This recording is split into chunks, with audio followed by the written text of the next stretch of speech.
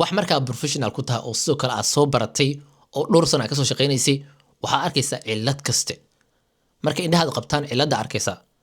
TV-ga qaranka wiilkaana muuqaal iskaga soo duubay raadiyaha laga wareysanayay marka muuqaalka markuu soo duubay albaabka hore aniga cillada arkaba isku markii maadaama aan ahay korontiiste qurbahana aan joogo marka Soomaaliya sida koronto loo rakibo iyo sida qurbaha loo rakibo way kala duwan yihiin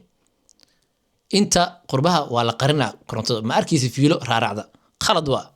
meesha sida u qurux badan tahay la fiiri albaabka hore dhulka qurux darbiga qurux saynka qurux laakiin se dhowr fiilo ayaa wax u raaracaan si aan professional ahayn waa la qari karay waa la qurxin karay ma jirto qofka geliyay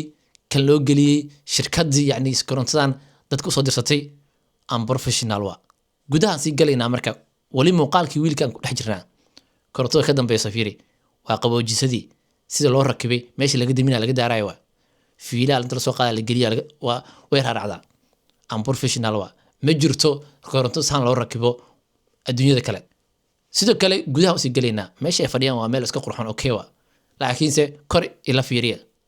way soo dhici rabaan kalaradu way kala duwan yihiin aan professional sawirkaana qaaday guri aad degnay oo walibana gurigaas wuu cusbay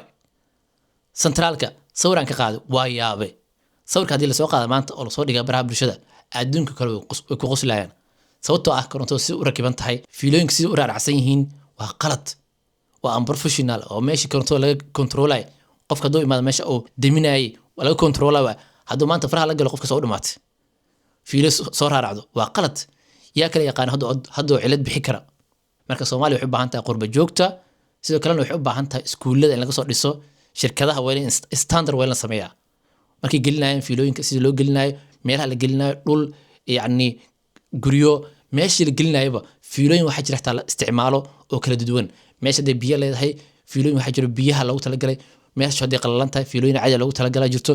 marka sida loo geliyo professionalka qalabka la isticmaalo iskuulada waxa u baahan waa weyn